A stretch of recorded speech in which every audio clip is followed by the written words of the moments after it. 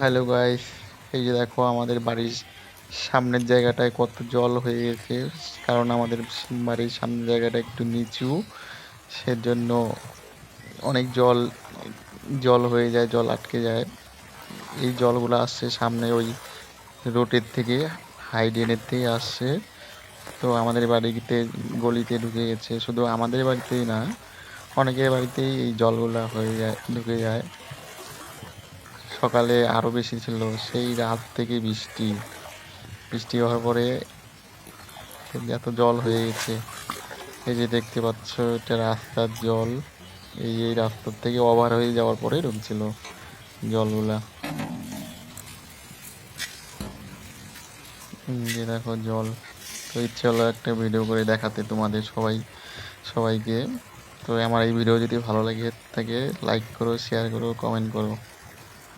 Thank you.